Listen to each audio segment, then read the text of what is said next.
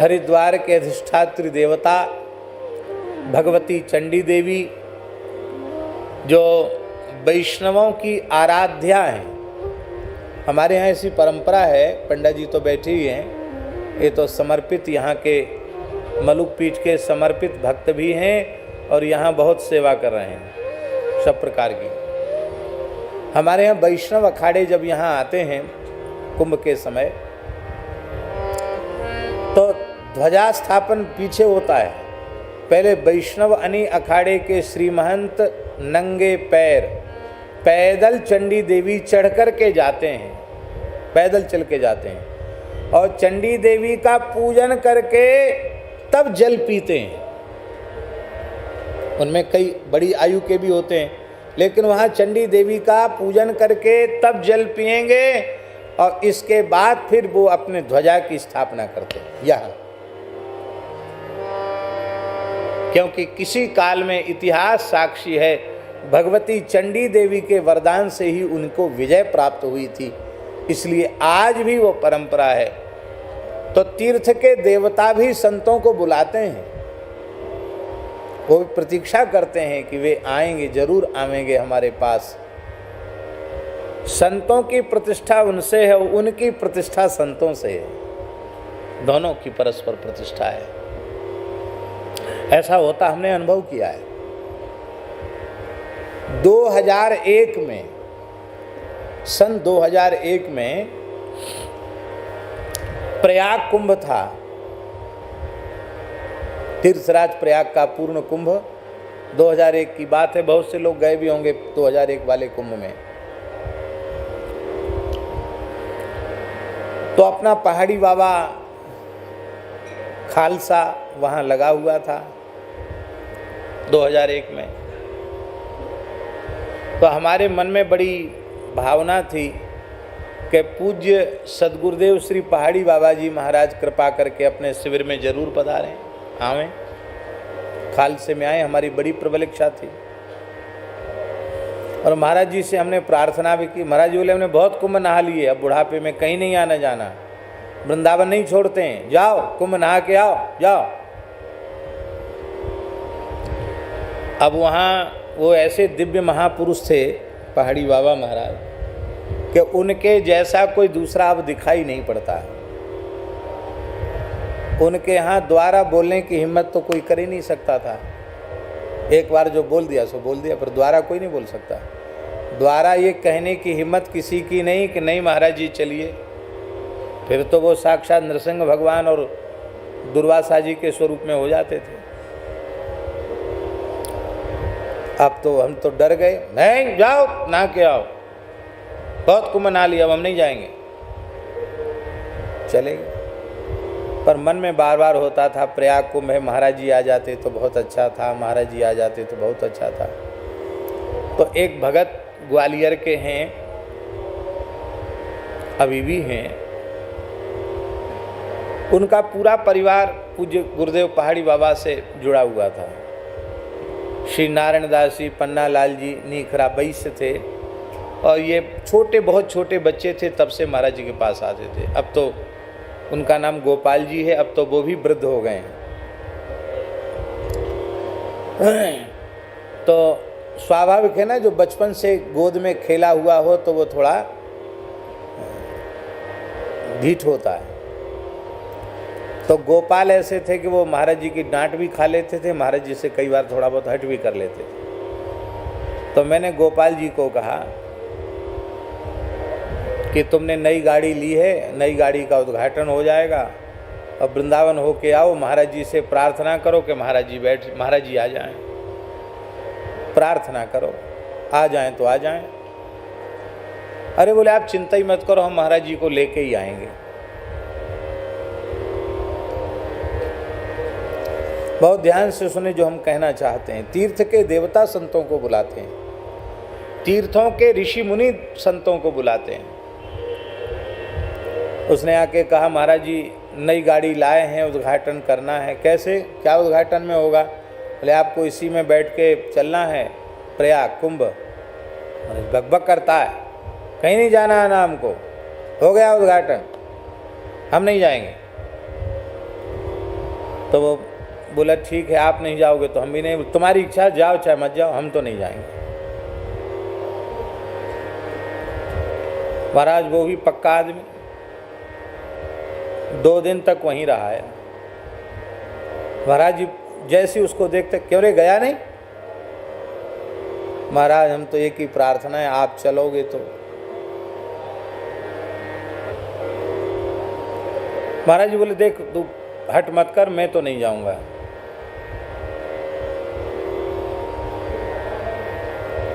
अब इतना बुढ़ापा है, बहुत कुंभ हो गए, अब ज्यादा कुंभ में नहीं जाना, नहीं जाऊंगा। तो उसने भी अब शांत हो गया, मन में सोचा कि अब तो कोई बात नहीं, रात हो गई, कल सवेरे हम भोर में 6-7 बजे के करीब हम चले जाएंगे। तो महाराज जी की आज्ञा होगी, नहीं जाएंगे तो और नाराज होंगे, तू क्यों नहीं गया? और महाराज जी विलक्षण बात, रात्रि को 3:30 बजे महाराज जी ने आवाज लगाई। उनका नियम था 2 बजे रात को वे स्नान ध्यान करके ध्यान में भजन में बैठ जाते थे। ठीक 3:30 बजे उन्होंने आवाज लगाई।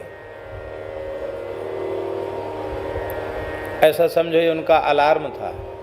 राम राजा दुख भंजन सकल पूर्ण काम, गोविंद गोपाल भज नारायण भज नारायण भज नारायण, हरि नारायण श्री नारायण, भज गोविंद भज गोविंद भज गोविंद भज गोविंद। राम गाओ कृष्ण गाओ सार है यही, वेदन को भेद पाओ व्यास ने कही। राम कृष्ण गोपाल हरि, राम कृष्ण गोपाल हरि, राम कृष्ण गोपाल, ऐसे बोलते थे वो जोर जोर से। तो बोले तो किसी ने, महाराज जी बोल रहे हैं सबको जगाने के हिसाब से, थोड़ी देर में बोलते गोपाल, हे गोपाल। वो आया दौड़ा दौड़ा, गाड़ी तैयार है? महाराज हाँ आज जाना तो अरे नहीं अभी तैयार कर गाड़ी, बस मैं थोड़ी देर में बैठने वाला हूं, ठीक 4 बजे यहां से चलना है प्रयाग। और तुरंत महाराज जी ने कमंडल लिया और ठीक 4 बजे के शायद 5-7 मिनट पहले ही गाड़ी में जाके बैठ गए। हम तो बिल्कुल निराश हो गए थे कि महाराज जी आएंगे नहीं। और सूचना, रास्ते से सूचना मिली कि महाराज जी आज समय से पहुंच जाएंगे। वृद्ध शरीर है इसलिए बीच में थोड़ा थोड़ा रोक रोक करके महाराज जी को लाएंगे।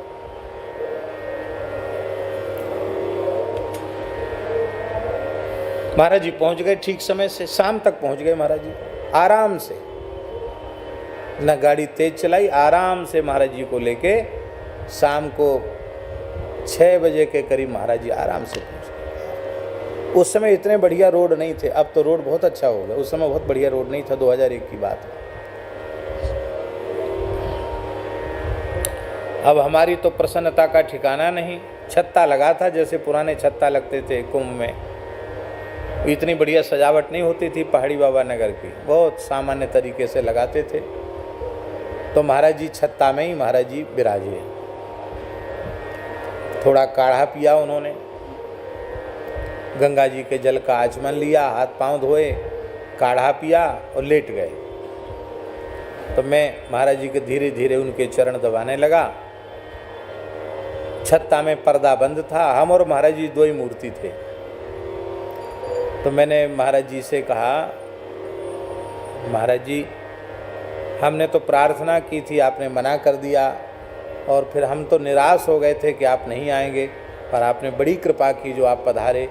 आपके आने से हम सब बालकों का थोड़ा बहुत जो श्रम है वो सफल हो गया। उस समय कोई भी रसोईया नहीं था, 2001 की बात है।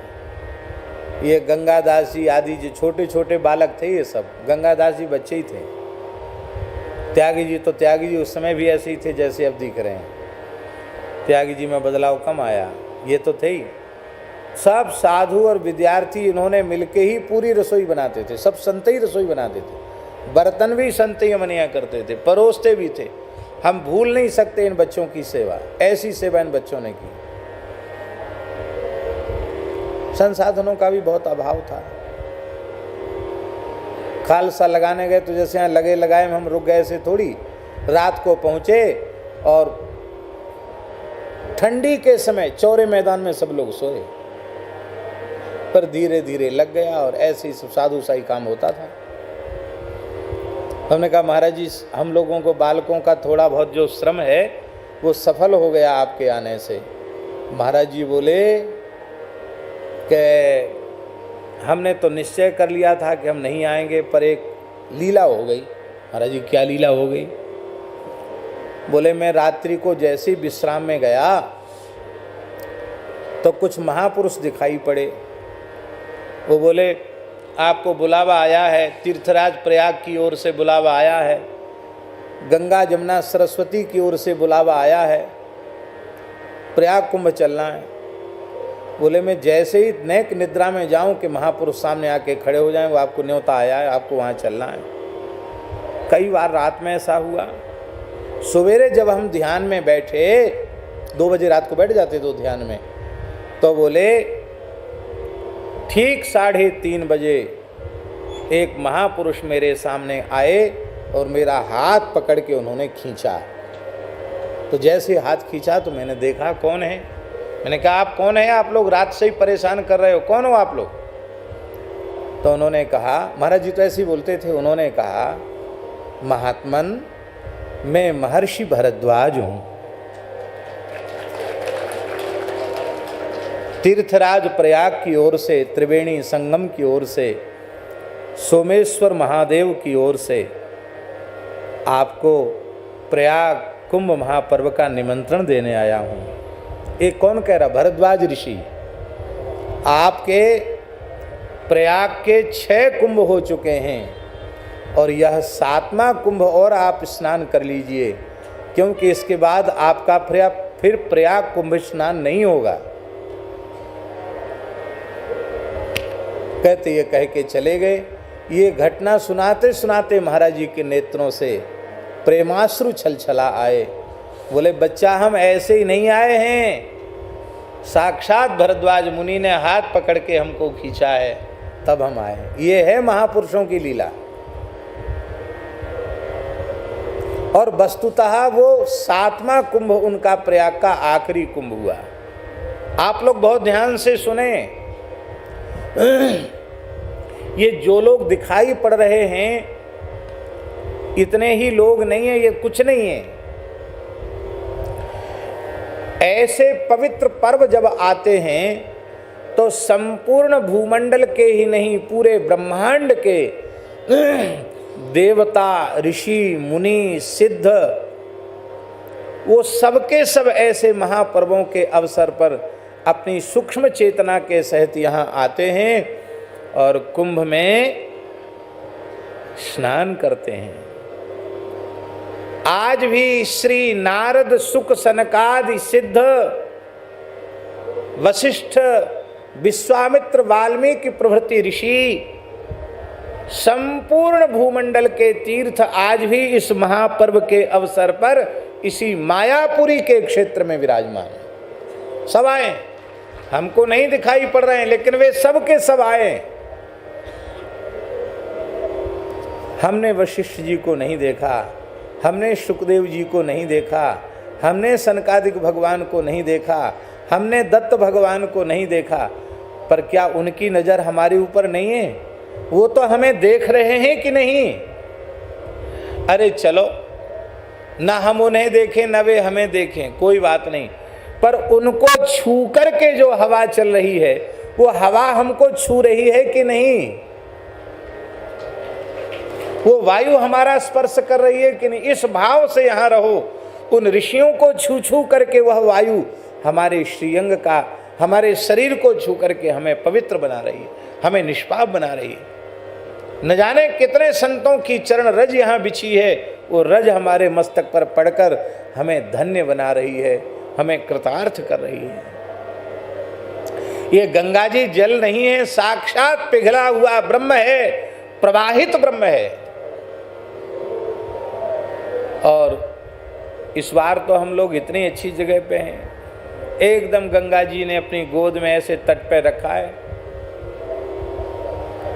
पंगत करके लोग आचमन गंगा जी में कर रहे हैं, पंगत पीछे करते हैं और आचमन गंगा जी में करने चले जाते हैं। वहीं भगवान शिव विराज रहे हैं, नर्मदा जी की कृपा से प्राप्त दिव्य नर्मदेश्वर स्वरूप, गोपेश्वर कहें, मलुकेश्वर कहें, उस रूप में आज भी भगवान विराज रहे हैं। और हम लोगों से प्रार्थना भी कर रहे हैं कि कम से कम जो लोग यहाँ शिविर में आए हैं, विराजे हैं, वो जब तक हैं तब तक गंगा स्नान भी करें और पवित्र गंगा जी का जल भगवान को अर्पित करें, प्रणाम करें। और हो सके तो महाभिषेक भी विधि पूर्वक प्रतिदिन के क्रम से दिन में 1, 2, 3, 4 अभिषेक होवें तो बहुत अच्छी बात है। यह लाभ, क्योंकि इस तीर्थ में आकर के एक एक क्षण का उत्तमोत्तम उपयोग हम लोगों को कर लेना चाहिए। तो तीर्थ के देवता भी बुलाते हैं, इससे ये सिद्ध हो जाता है। वृंदावन कुंभ में, वैष्णव कुंभ में भी शिविर तो था ही, पर हम 10 मिनट भी प्रवचन नहीं कर सके। स्वास्थ्य इतना बिगड़ गया कि हम 10 मिनट भी नहीं बोल सके। विनय पत्रिका पर प्रवचन था, लीला हुई, लेकिन लीला में भी ना के बराबर ही बैठ पाए, किसी उत्सव में सम्मिलित नहीं हो पाए शिविर के। लेकिन हरिद्वार में वह अवसर मिल रहा है कि बहुत लंबे समय के बाद हम पुनः आज विनय पत्रिका का मंगलमय प्रवचन का शुभारंभ कर रहे हैं। और शरीर की जैसी सामर्थ्य होगी, क्योंकि यहाँ और व्यस्तताएं भी हैं, नित्य रास लीला भी होगी। रास का दर्शन इस सत्संग के तुरंत बाद यहाँ रास का मंगलमय दर्शन होगा। रास जहाँ है वहाँ तो साक्षात श्री वृंदावन है, क्योंकि वृंदावन में ही रास का रस प्रकट होता है। इसलिए हम लोगों को हरिद्वार में, अब सब आए तो वृंदावन भी तो आए होएगो, तो वृंदावन आया है, रास बिहारी का दर्शन हम लोग करेंगे। रास का दर्शन अवश्य करें। और शुद्ध वेद लक्षणा भारतीय देसी गाय के घृत से निर्मित विप्र देवताओं के द्वारा बनाई हुई दिव्य रसोई वो ठाकुर जी को भोग लग रही है। एक गाय के घी की मर्यादा और एक रसोई में, जो रसोई में जाने योग्य हैं वे ही रसोई में जाएं। ये 2 मर्यादाएं भगवान की कृपा से हमारे यहाँ चल रही हैं। तो वो सब दिव्य गोव्रती प्रसाद पावें और नित्य कथा, नित्य रास का दर्शन, संतों का दर्शन, यही सब है। और परसों जो है, कल तो रविवार है ना, कल रविवार है, और परसों जो है वो सोमवती अमावस्या है। उस सोमवती अमावस्या का भी महापर्व है, प्रथम शाही स्नान है। तो जैसी भी अखाड़े की, शासन की मर्यादा है, उसके अनुरूप सब लोग उसमें सम्मिलित होंगे, दर्शन करेंगे, स्नान करेंगे। और हमारी इच्छा तो एक प्रातःकाल सबसे पहले गोता, तो यहाँ तो कोई पुलिस का भी पहरा नहीं है, गंगा जी है ही हैं, सबसे पहले तो यहीं गोता लगा लो और फिर संतों का दर्शन कर लो। ये बहुत सुविधा है ये, कि कोई कहे कि हम तो भीड़ में ब्रह्मकुंड जाएंगे, अच्छी बात है, जाना चाहिए, पर भैया तीर्थ क्षेत्र में सब ब्रह्मकुंड ही है, जहाँ नहा लो वहीं ब्रह्मकुंड है, क्योंकि गंगा जी की महिमा है। तो गंगा स्नान हम लोग करेंगे। नवरात्रि के अवसर पर परम पूज्य रमण रीति वाले महाराज जी के यहाँ श्री राम कथा है, रामायण की कथा है, श्रीमद् वाल्मीकि और रामचरितमानस मिला जुला करके वहाँ कथा कहनी है। तो वहाँ भी उपस्थिति रहेगी कथा में 9 दिन तक। और यदि ठाकुर जी ने शरीर में सामर्थ्य वैसी बनाकर रखी तो कम से कम 1 घंटा यहाँ भी, रास के पहले 1 घंटा यहाँ भी, क्योंकि विनय पत्रिका का क्रम शुरू हुआ है तो वो भगवत कृपा से चल जाए। और यहाँ कुछ होने से यहाँ भी संतों को प्रसन्नता हो जाती है। तो इस प्रकार से हम लोग ये 9 दिन तक ये राम कथा का भी जो लाभ लेना चाहेंगे वो उसका लाभ भी लेंगे। और फिर उसके बाद तो फिर यहाँ अपने शिविर में लगातार कथा होनी ही है जब तक हम लोग हैं। तो ये लाभ हम लोग प्राप्त करें। और ये विनय पत्रिका के सत्संग में बहुत लंबे समय का विघ्न आ गया। अब ठाकुर जी कृपा करें, इस ग्रंथ की पूर्णता कैसे भी होवे, ये भगवान के चरणों में प्रार्थना है। ऐसा नहीं है कि हम ये सोचते हो कि फिर नहीं कहना है, बार बार कहो, जीवन भर कहो, लेकिन कम से कम एक बार क्रमशः यह ग्रंथ पूर्ण हो जाए। कुंभों में बड़े बड़े दिव्य महापुरुषों का भी दर्शन होता है।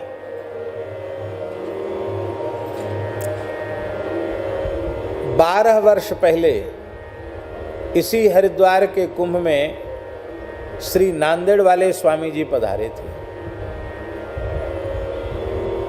अब फिर आए हैं 12 साल हो रहे हैं। इसी कुंभ की बात है और सब बातें मंच पर कहने योग्य नहीं होती हैं, लेकिन इतना समझ लीजिए कि अपने पूज्य सद्गुरुदेव भगवान जो साक्षात शिव स्वरूप हैं, आज भी आपके लिए वे प्रत्यक्ष हैं। ऐसे समर्थ सद्गुरुदेव भगवान ने आपको आज्ञा देकर यहाँ भेजा था।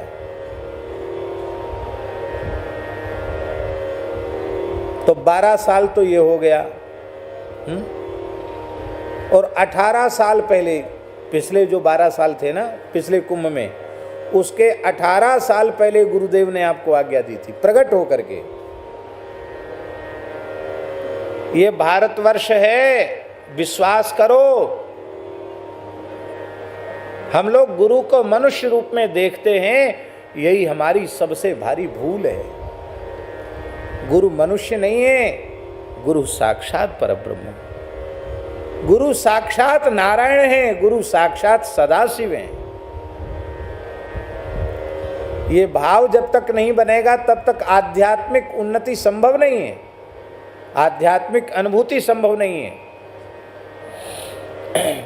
आगे यहाँ कुर्सी पर विराजें, महाराज जी आए हैं, संत भगवान आए हैं, तो यहाँ आगे बैठे, यहाँ आगे जगह है।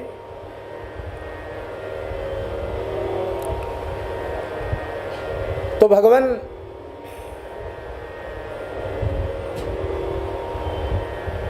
बड़ी भारी महिमा है। तो पिछला जो कुंभ था उसके 18 साल पहले गुरु जी ने आपको प्रकट होकर आदेश दिया था। यही बात है ना महाराज जी, प्रकट होकर के आदेश दिया था कि आप हरिद्वार कुंभ आएगा, वहां आपको जाना है। जाकर एक साधु को अपना दर्शन देकर कृतार्थ करना है। इनके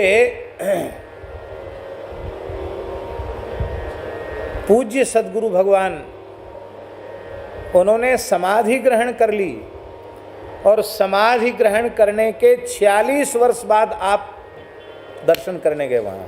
आपने उनका प्रत्यक्ष दर्शन नहीं किया, पर श्री सद्गुरु भगवान ने आपसे संवाद स्थापित किया और आपको साधना की, उपासना की पद्धति का उपदेश किया, आपको संन्यास दीक्षा भी प्रदान की समाधि लेने के 46 वर्ष बाद। और आज भी उनके प्रत्येक संकेत पर ही आपका जीवन संचालित है। तो उन्होंने पिछले हरिद्वार कुंभ के 18 साल पहले कह दिया था कि तुमको, मेरे संबंध में उन्होंने कह दिया था कि हरिद्वार कुंभ में एक महात्मा मिलेंगे, उनसे जुड़ के रहना। यही कहा था ना गुरुजी ने। और जो कुछ कहा वो तो स्वामी जी जाने, गुरुजी जाने। और उन्हीं सिद्ध गुरुदेव के आदेश से आप आए और यहीं मिले थे। और आपको सुनकर आश्चर्य होगा कि पिछले हरिद्वार कुंभ के 18 साल पहले उन्होंने कहा, और जब कुंभ आया तो फिर से संकेत किया कि अब जाओ, समय आ गया। और आप कैसे कैसे यहाँ, ना हम आपको जानते ना आप हमको जानते, पर सद्गुरु भगवान ने दोनों को यहाँ मिला दिया। तो आज फिर 12 वर्ष बाद आपका मंगलमय यहाँ दर्शन हुआ है। ऐसा अद्भुत है कुंभ का पर्व। सारे भारतवर्ष के संतों का एक स्थान पर दर्शन और परस्पर एक दूसरे का संतों से मिलना जुलना कुंभ में होता है। और हमारे यहाँ तो साधुओं की कहावत है भैया जी कि कुंभ में बिछुड़ा हुआ कुंभ में ही मिलता है। बोलो भक्तवत्सल भगवान की। कुंभ में बिछुड़ा हुआ कुंभ में ही मिलता है। तो हम लोग इस कुंभ महापर्व का लाभ प्राप्त करें और खूब जितने समय तक भगवान ने यहाँ रखा है खूब नाम जप करें। एक क्षण भी व्यर्थ न जाए, किसी का भी अपराध, न गंगा जी के प्रति अपराध बने, न संतों के प्रति अपराध बने। बिना नहाए गंगा जी में स्नान न करें, पहले पवित्र हो जाएं फिर गंगा स्नान करें। गंगा जी में मलिन वस्त्र न धोवें, गंगा जी में कभी तेल सावन का प्रयोग न करें, सावन न लगावें, कपड़े में भी सावन न लगावें, गंगा जी की ओर लघुशंका न करें, कुल्ला न करें, क्योंकि साक्षात भगवान है। और भगवान को जल चढ़ाएं, हनुमान जी का दर्शन करें, बस यही प्रार्थना है। 147 पद तक हो चुके हैं,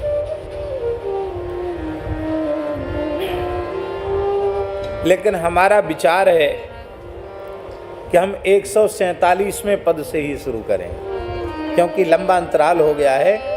इसके बाद फिर आगे का क्रम बढ़ाएंगे। बहुत ध्यान से सुने विनय पत्रिका का पद 147।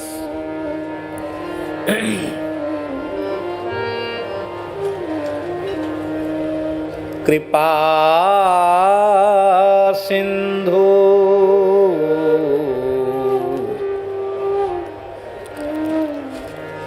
ताते रहो निस दिन मन मारे। कृपा सिंधु ताते रहो निस दिन मन मारे।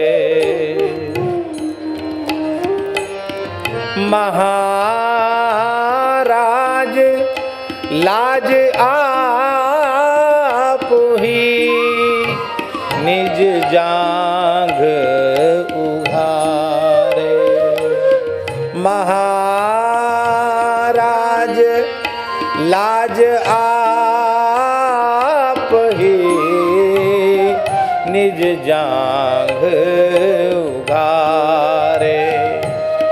कृपा सिंधु ताते रहो निस दिन मन मारे। कृपा सिंधु ताते रहो निस दिन कुचाली। देखे सुनी ना आजुलो अपनायती ऐसी। करहीं सबे सिर मेरे ही फिर परे अनेसी।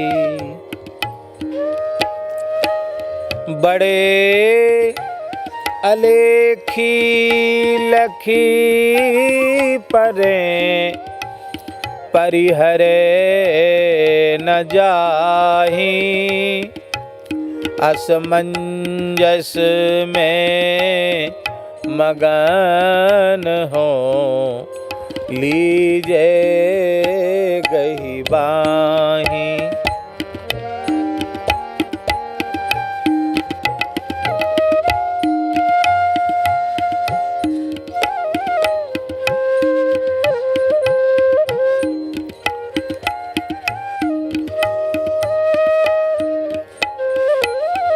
बारक बलि अब लो किए, कौतुक जन जी को। बारक बलि लो किए, गो संकट तुलसी को। अनायास मिट जाए गो संकट तुलसी को। कृपा सिंधु ताते रहो, निस दिन मन मारे। निस दिन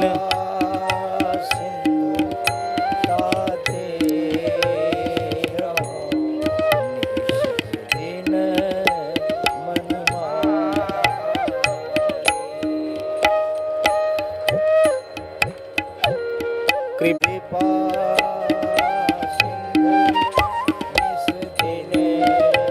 ताते रहो, निस दिन मन मारे।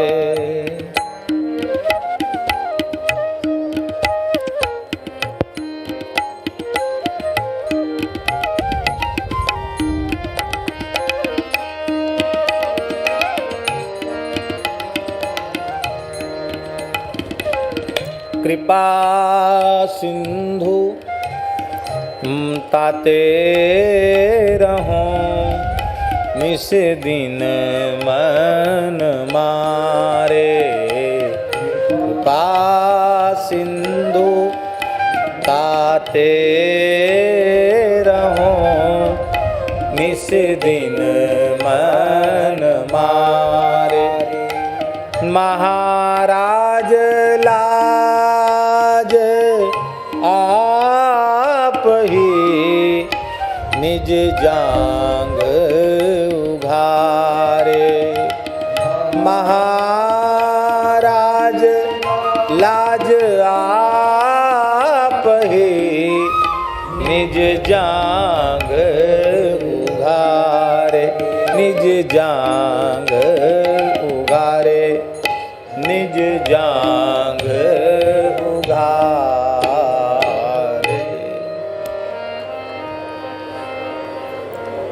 बड़ा प्यारा पद है। हे नाथ, यहाँ ठाकुर जी का संबोधन बड़ा प्यारा है। हे कृपा सिंधु, हे कृपा के समुद्र,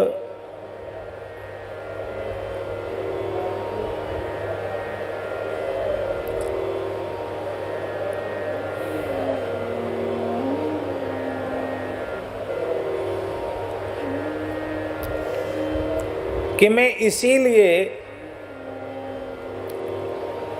अहरनिश दिन रात मन मारे रहता हूं।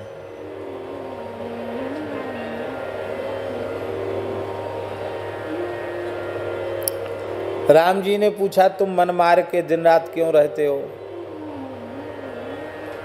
बोले, महाराज आप अपनी जांघ का कपड़ा हटाओगे, उघाड़ोगे तो लाज किसको आएगी? बोलो, आपको ही आएगी कि नहीं? जांघ के उघाड़ने पर लाज तो उघाड़ने वाले को आएगी।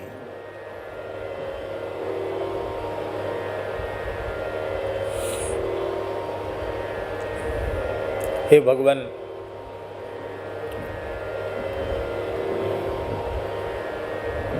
ये जांघ को उघारना क्या है? बहुत प्यारी बात है।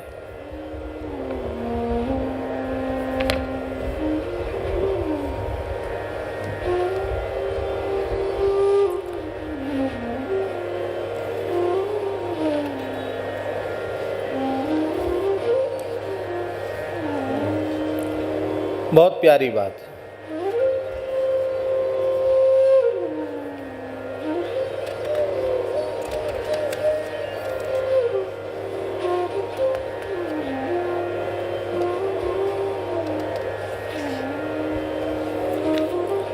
जय जय श्री राधे।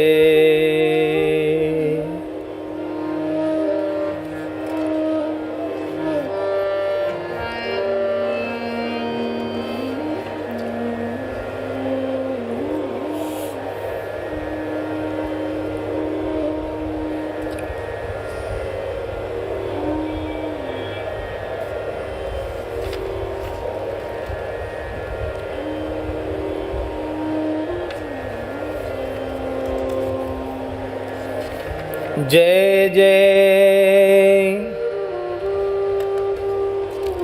श्री राधे। हे भगवान,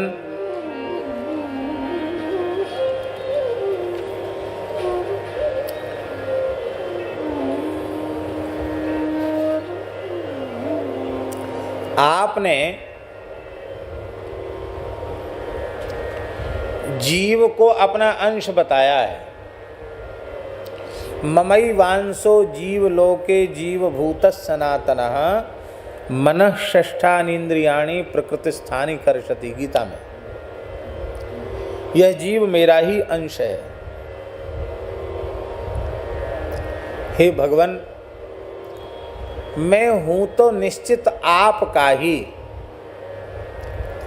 बुरा से बुरा हूं तो आपका हूं, और कथनचित कोई मुझे अच्छा कहता है तो भी मैं आपका ही हूं।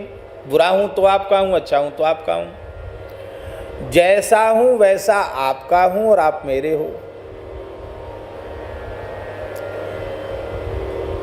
आपकी तरफ से कोई कोर कसर नहीं है, कमी नहीं है। क्यों?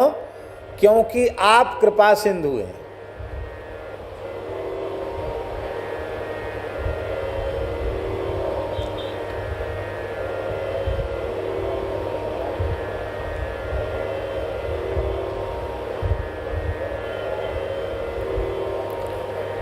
सागर अपनी एक बूंद किसी को दे दे तो सागर का क्या घाटा है?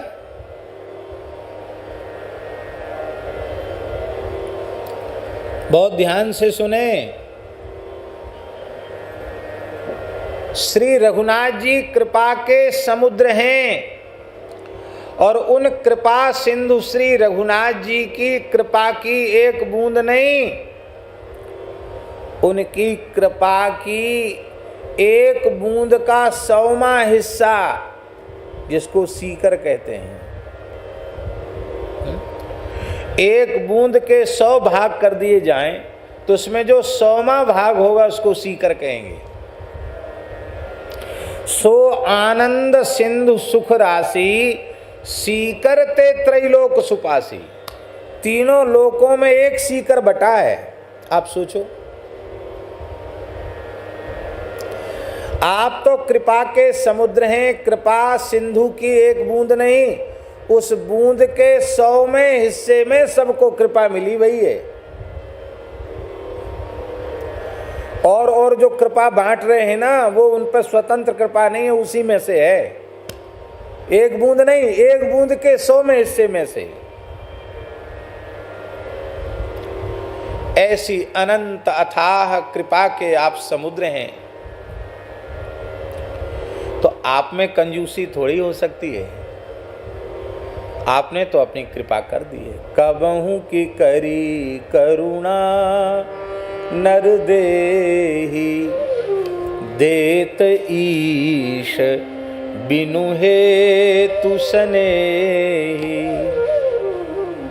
आपने कृपा करके अकारण कृपा करुणा करके हमें अपने चरण कलों तक पहुंचने के लिए ये देव दुर्लभ मानव शरीर हमें कृपा पूर्वक प्रदान किया है। हरि तुम बहुत अनुग्रह कीन्हो, साधन धाम विबुध दुर्लभ तन, मोहि कृपा करि दीनो। आपकी कृपा करुणा दया में कहीं कोई कंजूसी नहीं, कोई संकोच नहीं। आपने पूरी कृपा की हमारे ऊपर। यहां बहुत ऊंची बात है भैया जी। गोस्वामी जी कह रहे हैं आपकी कृपा में कोर कसर नहीं है, पर दुर्भाग्य हमारा अपना है, हमने अपने ऊपर स्वयं कृपा नहीं की है। हमें आत्म कृपा की जरूरत थी।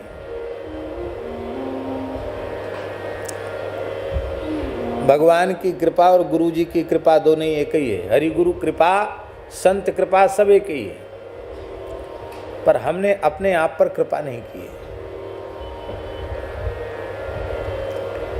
हरि गुरु संतों के चरणों में निश्चल निष्कपट व्यवहार करते हुए यदि हमने अपने आप को पूरी तरह उनके चरणों में समर्पित कर दिया है और उनके वाक्यों को ही महामंत्र मानकर, मंत्र मूलम गुरोर वाक्यम, ये मान करके हमने अपने जीवन का निर्माण किया है, तो पक्का समझ लेना चाहिए कि हमने अपने ऊपर कृपा की है।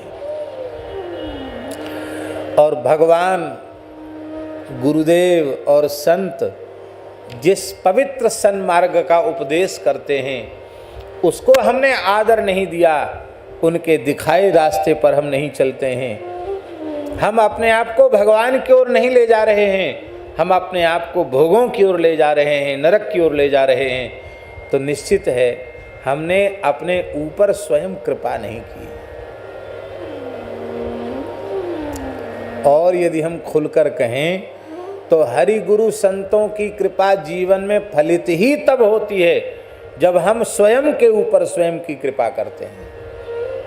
अपने आप को भगवान की ओर ले जाना, अपने ऊपर कृपा करना है। अब भगवान हम कहें क्या?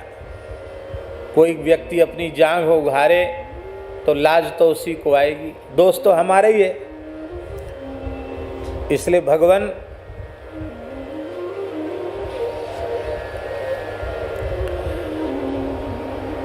आपकी कृपा में कसर नहीं है, पर हम क्या कहें, हमारी स्थिति ऐसी है। हम अपनी जांघ उगा रहे हैं तो लाज भी तो हमको ही आएगी। ठाकुर जी ने कहा कि इतना क्यों घिंघिया रहे हो, इतना क्यों रो रहे हो? इधर कहते हो कि हम कृपा सागर हैं, कृपा में कोई कोर कसर नहीं है, फिर कहते हो महाराज क्या करें, कपड़ा हटाएंगे तो जांघ उगरेगी, तो लाज भी उघारने वाले कोई लगेगी। आपने किए हुए का पश्चाताप भी हो रहा है, तो अब और क्या चाहते हो सो बताओ।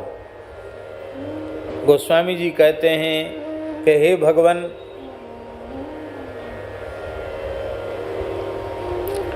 हमारी समस्या क्या है वो सुन लीजिए, और इस समस्या का समाधान आपके पास ही है, मेरे पास नहीं है। क्यों? यदि मेरे पास समाधान होने का होता तो हमने इतनी देर थोड़ी लगाई होती, हम तो समाधान कर लिए होते। इतने जन्मों तक समाधान की कोशिश में लगे रहने पर भी जब हम समाधान नहीं कर पाए तो पक्की बात है कि हमारे बस की बात नहीं है। पर आप यह नहीं कह सकते कि मेरे बस की भी बात नहीं। क्यों? प्रभु समर्थ कौशलपुर राजा, आप महाराज हो, समर्थ हो। महाराष्ट्र के एक महान संत हुए श्री रामदास जी। क्या नाम? श्री रामदास जी महाराज, छत्रपति शिवाजी के गुरुजी, जिनका नाम समर्थ स्वामी श्री रामदास जी महाराज। क्या नाम? समर्थ स्वामी श्री रामदास जी महाराज। आप कहते समर्थ स्वामी नाम क्यों लगा उनके नाम के आगे? जानते हैं क्यों लगा? वे बार बार कहते थे जय जय रघुवीर समर्थ। क्या कहते थे? जय जय रघुवीर समर्थ। आप लोग भी बोलिए जय जय रघुवीर समर्थ, जय जय रघुवीर समर्थ, जय जय रघुवीर समर्थ। तो बार बार भगवान की सामर्थ्य का स्मरण करते थे, जय जय रघुवीर समर्थ। नाम ही पड़ गया समर्थ स्वामी जी। तो आप कन्नी नहीं काट सकते। कन्नी काटना जानते हो ना? कन्नी काटना बच के निकलना। आप ये नहीं कह सकते क्या करें, हमने तो तुम्हें मनुष्य बना ही दिया और तुम खुद ही कह रहे हो कि हम कृपा सागर हैं, तो हमने तो कृपा कर ही दी, अब क्या बात है? बोले बात क्या है महाराज, कपड़ा हटाने से जांग उगरेगी तो लज्जा तो होगी। महाराज हम चाहते ये हैं, हमारी समस्या ये है और उसका समाधान भी आपके पास है, क्योंकि आप सर्वसमर्थ हैं। क्या समस्या है? मिले रहें मार्यो चहें कामादि संघाती, ये मेरी समस्या है।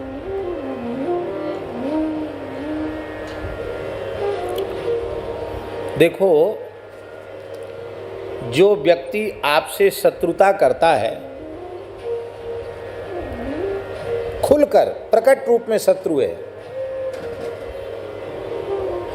वो ज्यादा खतरनाक नहीं है। क्यों नहीं है? क्योंकि आपको पता है कि ये मुझसे भारी शत्रुता करता है, तो आप स्वयं उससे सावधान रहेंगे कि नहीं?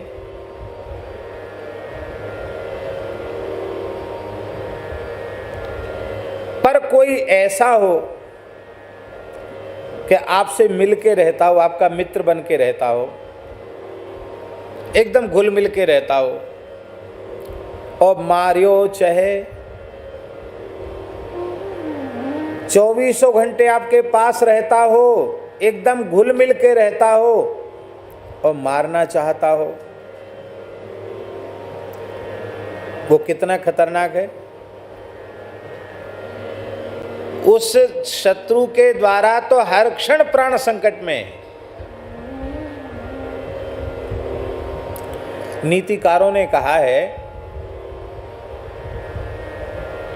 लिखने योग्य श्लोक है व्यवहार के लिए, परोक्षे कार्यहंतारम। मिलके रहने वाले शत्रु कैसे होते हैं? पास में रहेंगे, गुरुजी करेंगे, महाराज जी करेंगे, पाँव भी धो के पिएंगे, जूठा भी खाएंगे, सब काम करेंगे, आंख में आंसू भी भर देंगे, सब नाटक, एक नंबर नाटकी, सब नाटक करेंगे। अपरोक्षे कार्यहंतारम, नजर बचाकर यही कोशिश करेंगे कि कैसे इस व्यक्ति को हम नीचा दिखाएं, इसका काम कैसे बिगड़े, इसकी थू कैसे हो, ये भीतर उनके भावना रहती है, और सामने बहुत बढ़िया बन के रहते हैं। क्या है श्लोक? परोक्षे कार्यहंतारम, परोक्ष में जो काम बिगाड़ने वाले हैं, और प्रत्यक्षे प्रियवादिनम, प्रत्यक्ष में बड़ा मीठा बोलते, बहुत बढ़िया व्यवहार करते हैं। वर्जये तादृशम मित्रम, ऐसे भी मित्र होते हैं, घुल मिल के रहते हैं, कहते उनको त्याग दे। क्यों? विषकुंभम पयो मुखम, वो विष के घड़ा हैं, पर ऊपर से दूध का फेन उसमें लगा दिया गया है, जिसमें लगे कि दूध का घड़ा है, पर दूध नहीं है, ऊपर केवल फैन ही फैन है, भीतर तो जहर भरा हुआ है।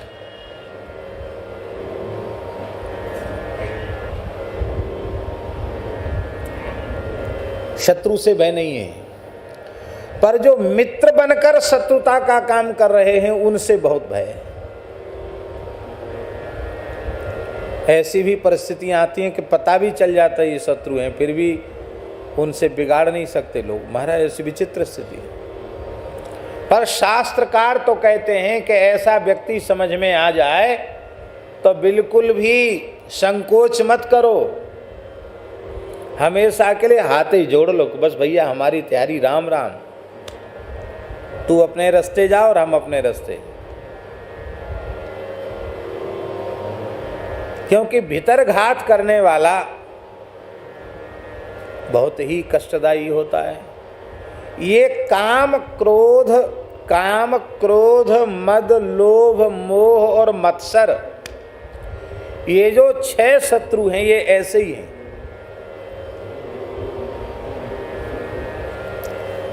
काम भी बड़ा मीठा व्यवहार करता है, हाँ, ये घुसे रहते भीतर ही बड़ा मीठा व्यवहार करता है। काम माने कामना, चलो वहाँ घूम आओ, ये खा लो, वो पी लो, ऐसा पहन लो, ऐसा भोग लो। अरे क्या है दुनिया में 4 दिन की चांदनी फिर अंधेरी रात। ये सब भाग कौन दिखाता है? ये कौन दिखाता है? काम, क्रोध। क्रोध भी ऐसे ही है। अरे क्या है, बड़ा भारी बनता है हमारे सामने, क्या है? क्रोध ये भीतर से कहता है तुम्हारे सामने कुछ नहीं है, मारो पीटो भगाओ इसको, किनारे करो, क्या है? दया वया नहीं करनी है, खत्म करो उसको, हटा दो अपने रास्ते से। ये कौन कहता है भीतर से? काम कहता है भोग भोगो, धर्म अधर्म का विचार मत करो। क्रोध क्या कहता है? कोई परलोक पुनर्जन्म की चिंता मत करो, तुम्हारे काम में रोड अटकाता, खत्म कर दो, रास्ते से किनारे कर दो इसको, कोई हो।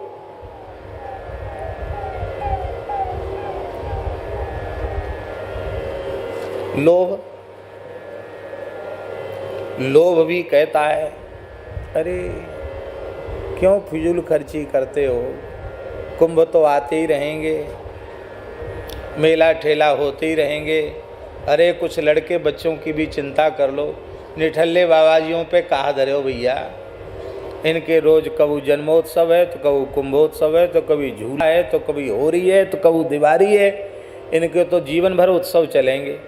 कहाँ तक कि निठल्ले बाबाजियों की सेवा करेंगे भैया, डंडौत कर लो ने। हाँ, ये कौन कहता है? गौ सेवा, संत सेवा, ठाकुर सेवा, गुरु सेवा, अतिथि सेवा, इनसे रोकने वाला कौन है? अच्छे काम से कौन रोकता है? लोभ रोकता है। रोकता ही नहीं है, मित्र बन के रोकता, कहता हम तुम्हारे बड़े हितैषी हैं। और तो और हमारा संसार की विचित्र स्थिति है, बहुत से लोग अपनी शाबाशी, वाहवाही इसी में समझते हैं कि अरे हमने तुम्हारा इतना कम खर्च करवा दिया। कैसे समझते हैं कि नहीं?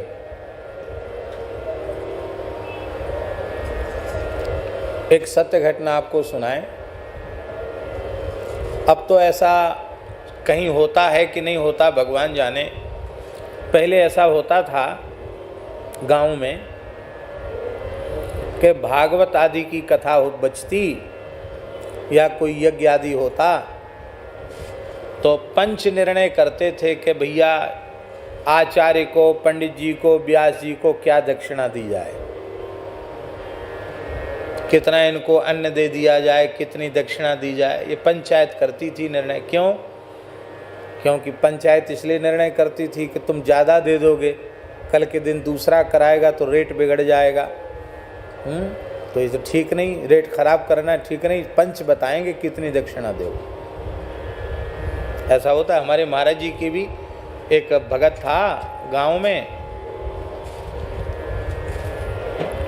कुशवाहा, बड़ा भक्कड़ था महाराज, खूब नाम जप करता था, टूंडा भगत।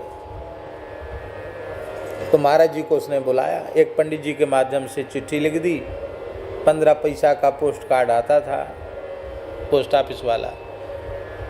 एक शुक्ल जी हैं, उन्होंने चिट्ठी लिख दी कि मिति इतने से इतने तक कथा 5वें की कृपा करें, भागवत जी की कथा।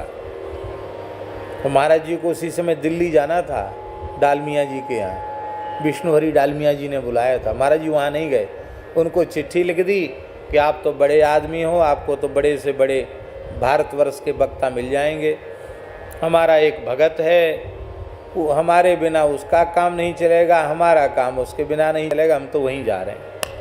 तुमको कथा करानी तो इस समय में तो हम वहाँ जाएंगे। अपना किराया खर्च करके महाराज जी पोथी लेके वहाँ पहुँच गए। वो इतना गरीब आदमी था, बहुत छोटा खेत था, उस पर साग सब्जी पैदा कर लेता था। महाराज वो इतना गरीब था कि पाठ करने वाले पंडित जी को दक्षिणा दे ये भी सामर्थ्य उसकी नहीं थी। तो अचर्रा वाले पिताजी को महाराज जी ने कह दिया कि पंडित जी तुम आ जाओ, पाठ भागवत जी का कर देना। तो वो तनख्वाह, अपनी मास्टर थे, तनख्वाह कटा, छुट्टी मिली नहीं तो तनख्वाह कटा करके वो आए पाठ के लिए कि गुरुदेव भगवान की सेवा भी मिलेगी और पाठ भी कर लेंगे। कथा हो गई तो पंचायत बैठी, और पंचायत बैठी तो पंचों ने क्या कहा, बताओ भगत क्या दक्षिणा देगा, बताओ रेट खोलो, कितनी दक्षिणा दोगे, वृंदावन से महात्मा आए, क्या दक्षिणा दोगे। तो भगत बोला 500 रुपया देंगे। नहीं, भगत बोला 250 रुपया देंगे। क्या बोला? 250 देंगे। पंचों ने कहा कि अरे ये तो बहुत कमती है, थोड़ा और बढ़ाओ। तो आप बताओ पंच परमेश्वर।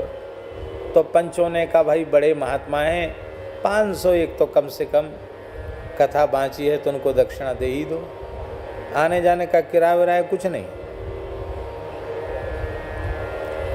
तो उसने कहा कि महाराज अब कुछ ब्राह्मणों को भी जिमाना पड़ेगा, लुचई तो खिलानी पड़ेगी, लुचई जानते ना पूड़ी, तो लुचई और लड़ुआ कुछ खिलाने पड़ेंगे, कुछ खर्च उसमें हो जाएगा। तो महाराज अब 250 रुपये ही दे पाएंगे हम, अगली फसल पे फिर 250। महाराज जी के कान में बात पड़ गई तो महाराज जी ने उसको बुलाया, बोले किसी के बहकाने में मत आना, ये 250 रुपया दक्षिणा बहुत ज़्यादा है, 1.25 रुपया दक्षिणा होती है, तुम 250 किसके कहने में। बोले नहीं, किसी ने नहीं बहकाया। तो अगले साल का वादा मत करो, 250 में ही दक्षिणा पूरी हो गई। बोले महाराज पाठ करने वाले, बोले ये सब इसी में हो जाएगा, जब पाठ वाले सब इसी में हो जाएंगे, चिंता मत करो, तुम भंडारे की चिंता करो। तो पंचायत बैठती है, ये सच्ची बात है। तो एक सज्जन थे महाराज, सत्य घटना सुना रहे हैं आपको, उनकी इसमें बड़ी कुशलता थी। वो किसी के यहाँ पंच बन के पहुँच जाते, प्रतिष्ठित व्यक्ति थे तो लोग उनका सम्मान करते। तो उनका एक ही काम था, हलवाई से जितना पैसा तय हुआ उसका कम करवा देना, कुछ छान छप्पर वाले से उसका कम करवा देना, हर चीज़ में कटौती। और तो और पंडित की दक्षिणा में तो कटौती, वो आते ही पंडित के आधे प्राण सूख जाते थे। ये लाला जी आ गए, अब तो कोई देवो ही चाहे तो ये देन नहीं देगा, ऐसी बात थी। और लोग उनको बुलाते थे कि ये कम खर्च करवाएंगे, इसी में उनकी प्रसिद्धि थी। प्रेरक घटना सुना रहा हूं आपको। जब उन महानुभाव का शरीर पूरा होने लग गया तो उन्हें भयंकर यमदूत दिखाई देने लगे और वे चिल्ला चिल्ला कर बोलने लगे कि हमको नरक दिख रहे हैं। क्यों? क्योंकि मैंने जीवन भर यज्ञ में, कथा में, भोज भंडारे में खर्च करने वाले के मन में लोभ को पैदा करके पैसा कम करवाए, ब्राह्मणों का, साधुओं का, गौओं का भाग काटा, उसका परिणाम भयंकर नरक मुझे दिखाई पड़ रहा है। और हाय मुझे बचाओ। मलमूत्र का त्याग उन्होंने कर दिया और अपने ही मलमूत्र को मुख में देने लग गए। बहुत प्रतिष्ठित व्यक्ति थे, बड़े संपन्न व्यक्ति थे। और इतना ही नहीं, वे कहने लग गए, अमुक ब्राह्मण ने जीवन भर गांव में कथा बाँची, हमने हमेशा दक्षिणा कम करवाई, उसको कुछ सोना दे दो, उस ब्राह्मण को अन्न दे दो, कुछ द्रव्य दे दो, इस नरक से हमको बचाओ।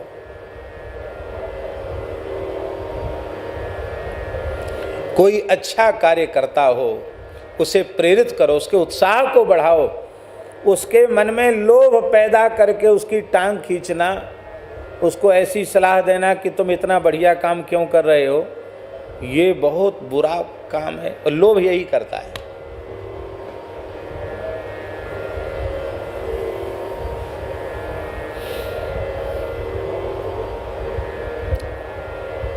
अभी हम अपनी बात बताएं, भीतर घुसा हुआ शत्रु कैसा होता है।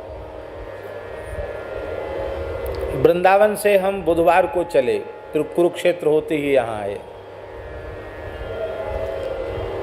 तो एक विप्र देवता को कुछ जप करना था, उनको जप का संकल्प देना था। तो हमने योगेंद्र जी से कहा कि आप बताओ दक्षिणा इनकी क्या करना, क्यों इनका जब पूरा हो जाएगा दक्षिणा देने तो हम रहेंगे नहीं उपस्थित, हम तो कुंभ में जा रहे हैं। तो ब्राह्मण की दक्षिणा ज़्यादा समय तक उधार रहनी नहीं चाहिए, आप बताओ क्या दें। उन्होंने कहा हम क्या बताएं, आप जो चाहो सो दे दें। तो हमारे मन में ये आया कि 5100 रुपये इनको दे दें। 4 दिन में जब इनका पूरा हो जाएगा, 5100 रुपये दे दें, ये मन में आया हमारे। पर मन में आते आते मन में क्या बात है, भीतर लोभ घुसा हुआ है ना। उसने कहा अरे क्या है, अपने घर के तो पंडित जी हैं, 5100 क्या देना, 4 ही दिन तो है, 4100 दे दो तो ठीक है। मन में क्या आया, अपने पाप का वर्णन कर रहे हैं हम, 4100 दे दो, तुरंत मन में आया। तो हमने योगेंद्र जी से कहा कि 4100 ठीक है। अरे बोले महाराज ये तो बहुत ज़्यादा है, कम नहीं है, आप तो कम देते ही नहीं।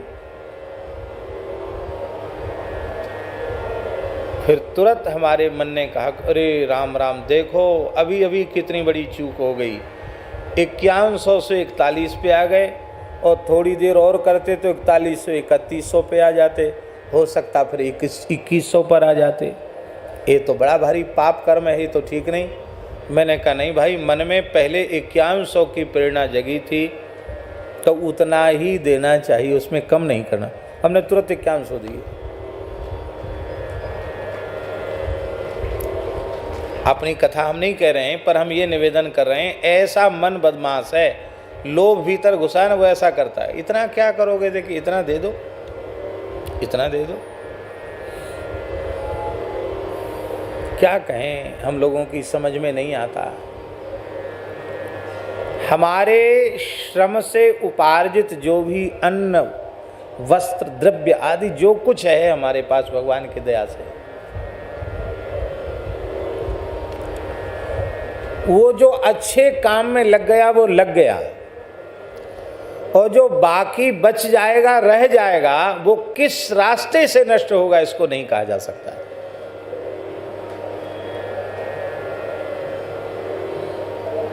इसलिए बहुत अच्छा हो कि कल की चिंता ही न की जाए, खूब चकाचक जब तक जियो, खूब दान पुण्य करो, खूब बढ़िया काम करो। क्या करना है,